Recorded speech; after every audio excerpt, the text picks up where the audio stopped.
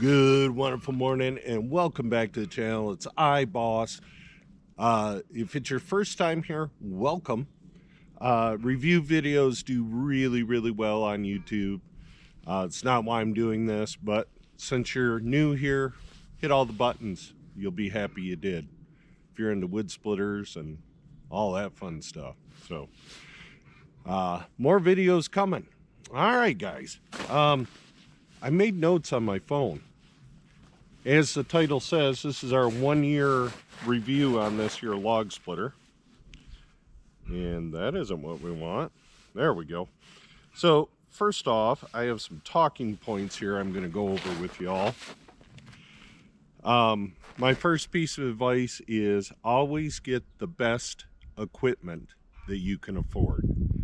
So, that's my advice to you. Not going to say buy this one. We will cover the price on this. Don't run ethanol fuel in your power equipment. Now, let me tell you what I do because I'm a cheapskate. In certain equipment, I'll only run non-ethanol fuel. My generator, because it sits a lot. It's not something I use every day. My chainsaws, I run non-ethanol in it. A couple of reasons. One, ethanol just isn't good for them. And the other reason is it is a higher octane. All right. Always keep your RAM fully retracted when you're not using the machine. If you don't, and if you don't know what I mean by the RAM, we are going to take you off the tripod and take you around and show you different things. If you don't, the chrome part can get pitted and start to rust, and you'll start tearing seals in your hydraulic cylinder, and it's just a bad scene. Basically, if the RAM went bad on this machine, it would almost be cost inhibitive to have it repaired or to replace it. Some interesting news I just heard on YouTube this morning, and this comes from Chris of In the Woodyard is the name of his channel. He heard from another YouTube last night, another YouTuber, that the state of New York is outlawing fires. So you can't have a wood stove, you can't have a fireplace in your house anymore. I don't know about outdoor wood boilers. I don't know. But scary, scary thought. And like he had mentioned, of course, California is going to follow suit, and then Illinois, because all three of those states have a tendency to think the same, I guess, would be the polite way to put it. All right, let's get into this. I have got 10 pros, and I think only 8 cons. I tried to get 10 and 10. I would have really been nitpicking if I would have done 10 cons on this machine. So let's jump into them.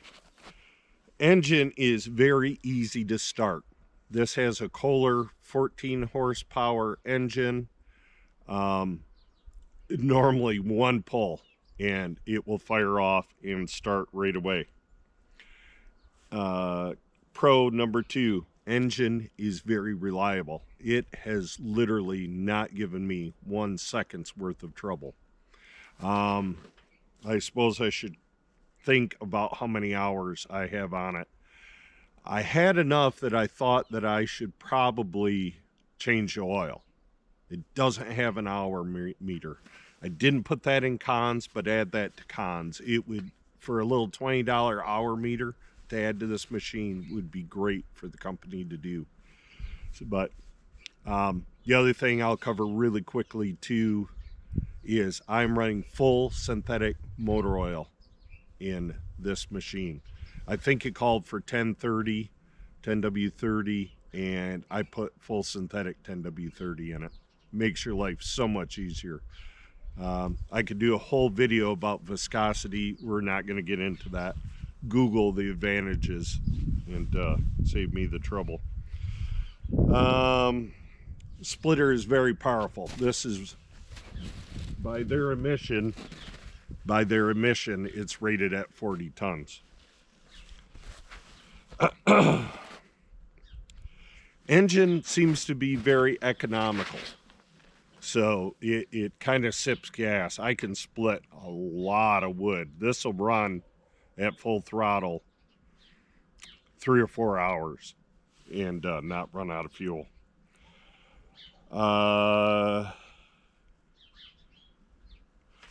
Two splitter position capability. So as you can see, this is how a conventional log splitter is set up. It will flip up and you can split down. You guys have seen me do that in other videos. Let's see. Splitter is very fast compared to other big box store splitters. This claims, and I've never timed it, I'm not going to time it today, 9-second cycle time. That means the ram moves down and completely can retract in 9 seconds. Able to add a 4-way splitter. I've got videos of me using the 4-way. I think it's a game changer. Some people don't. I really do. I really do. Splitter comes with a log rack from the factory. This is the log rack. It gives you a table to work off from, and I find it great. Splitter is very heavy duty. Components seem to be very well made. So like this is good half, if not 3/4 inch steel. I mean, just heavy duty. Also, that will fall under the cons. We'll get to that in a minute. Actually, that was number 10. So we're going into cons. Engine oil is hard to check and hard to change. I will show you that. We're going to take you off the tripod and we're going to look this all over.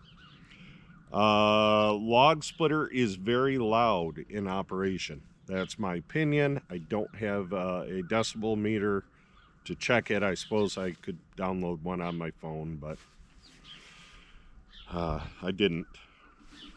Log splitter is very heavy and hard to move around. I don't like that. It's all a lot of times I'll go get one of the boys to help me move the log splitter. There is a small incline here in my yard, but it's heavy. I'm probably going to rig up a tractor attachment some way to move it around for myself very easily.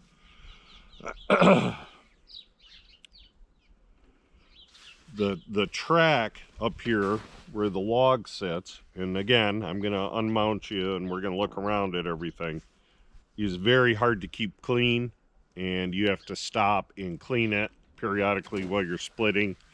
I wish they'd come up with a better, different design that didn't have this valley in it. Okay, enough said. Sometimes the splitter feels underpowered. I know in the pros I said it was powerful, and it is. I'm talking about if I have the 4-way wedge attachment on it and I'm trying to push through big blocks of wood, sometimes it doesn't feel like it's truly 40 tons of pressure. Again, I don't have a way to test that to prove it or disprove it.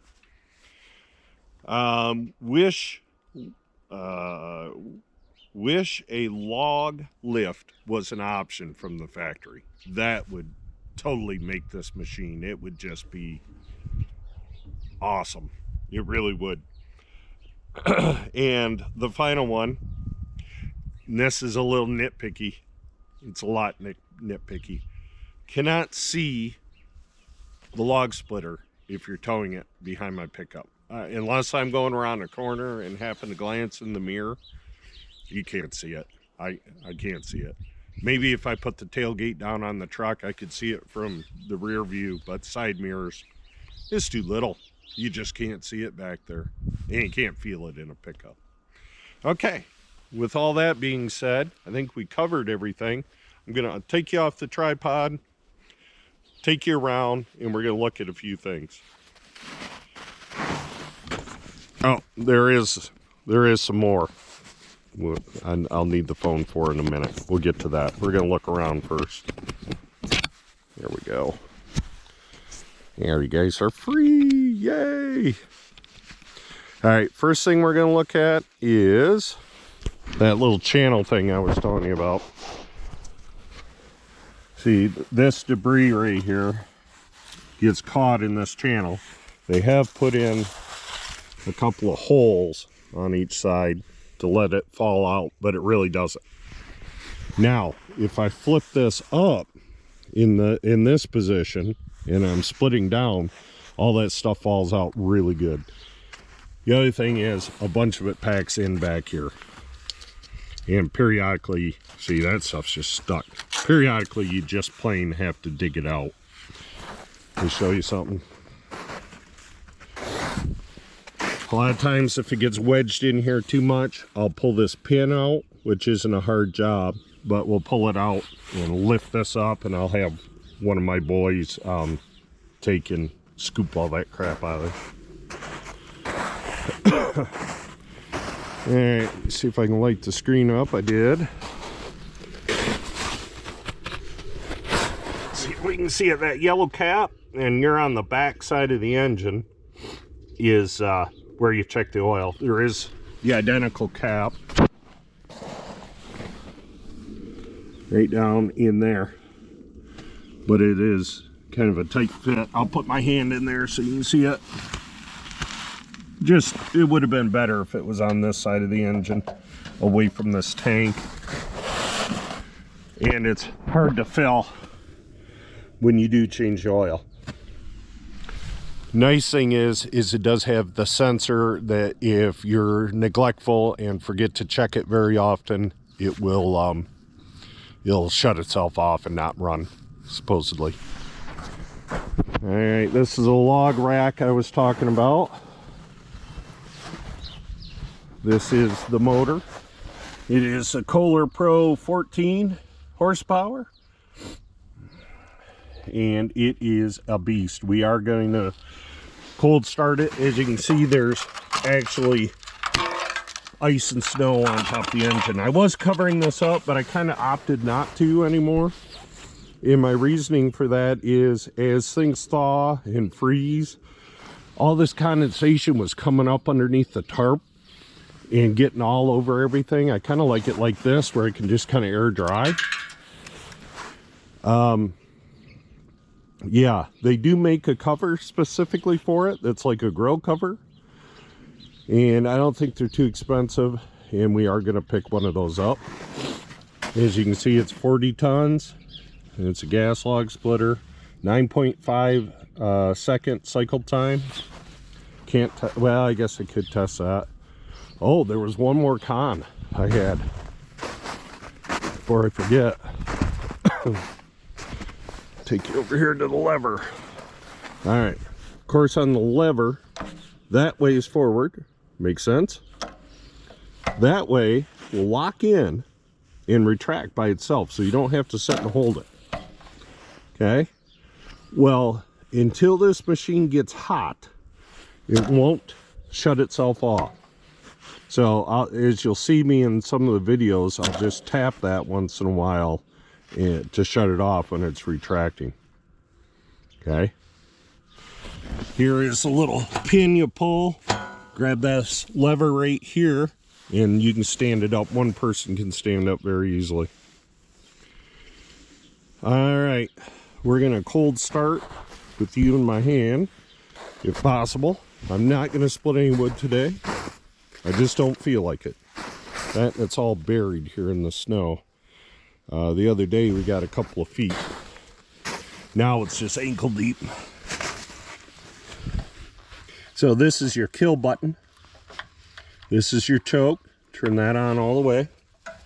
Here's your throttle. I'm going to turn it up just a smidgen. And it should fire off with one pull, I would think. Here we go. Nope. Two today.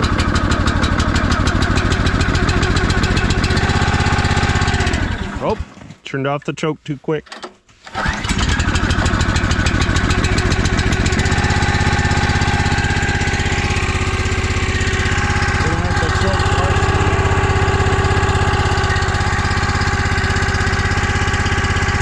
get you guys off, put you back on the tripod, and we're going to talk about one last thing.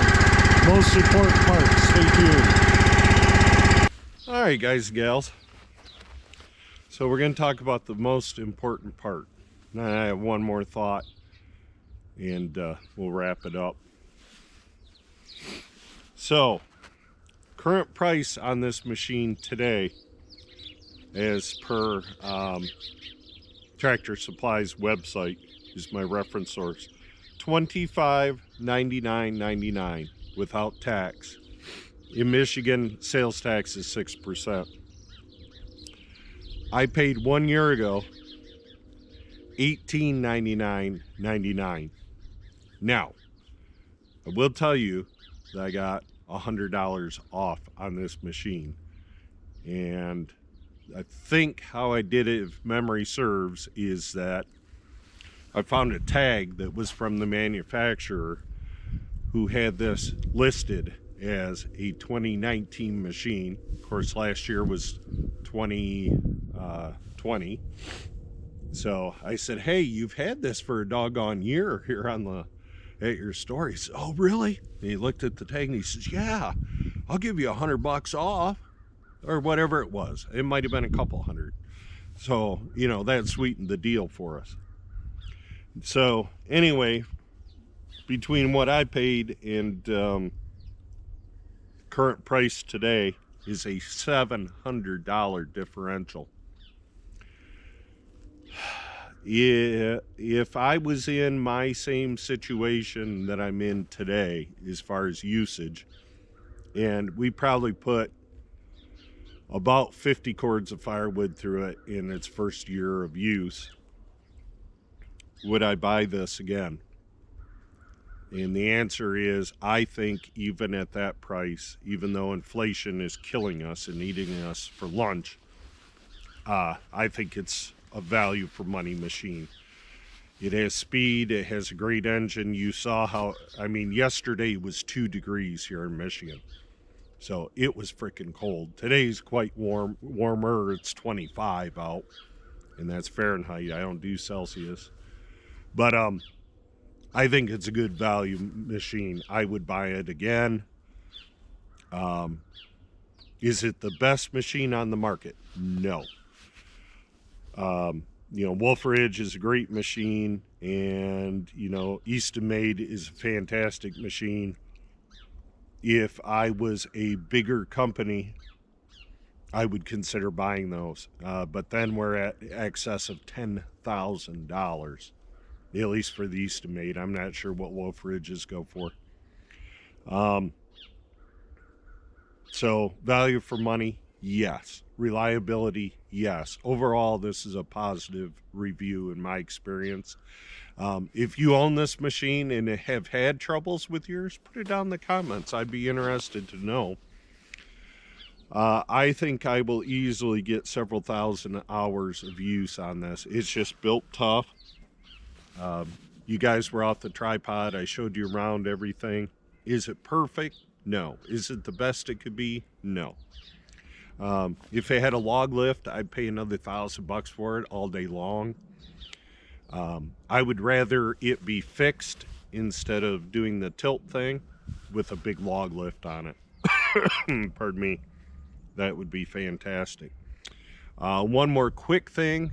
I did talk about ethanol fuel, and I got to thinking, maybe in other countries y'all don't have ethanol or don't know what ethanol is.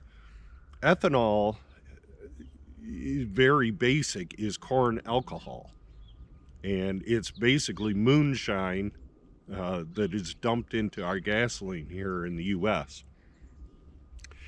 It's cheaper to buy the ethanol fuel than it is to buy the non-ethanol fuel. Here we call it rec fuel for recreational vehicle people, guys who do four-wheeling and boats and whatnot. If you do put ethanol fuel in your machines and leave them set for extended periods of time, it will turn to a white powder that looks like baby powder or flour, and it will destroy your fuel system.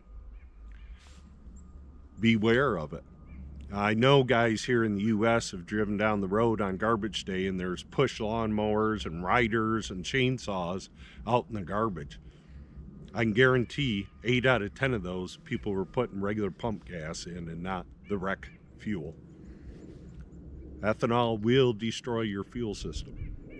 Now, when I'm splitting in the summertime and running this 3 to 5 days a week, I put pump gas in it because I'm using it every day. It doesn't really hurt anything until it sets for an extended amount of time. Pardon me. Just because it's $1 a gallon cheaper. And when I go fuel up, my gas cans for this place, the firewood business, my pickup, I'm always $130, $140, $150. So, you know, if I could save $1 a gallon, I'm all about it. So that pretty much wraps it up. Overall, I would say, even at today's prices, this machine is worth $700 more than what I paid for it a year ago. Actually, we're at about 11 months and a few weeks. If you want to be technical, I'm always transparent that way. But yeah, I would buy this. I would buy this over any of the other box store brands. I think it's just better built. I did quite a bit of research before we chose this one. I was actually going to get the 25-ton one, and Mrs. Boss looked at this and said, "How much more is that?" And I told her. She said, "Get that one. It's heavier duty, it's bigger, it's more powerful, it's faster." I said, "Hey, you don't have to twist my arm." So anyway, you guys and gals, thank you. Hope you enjoyed the video. I hope I put some knowledge on you. Like I said, if you own this machine or whatever y'all want to talk about, put it down in the comments. I'm still a small enough channel that I answer all of my comments. Yeah, thank you very much. Hit all the buttons on your way out the door, and we'll see you on the next one. Boss is out. Bye.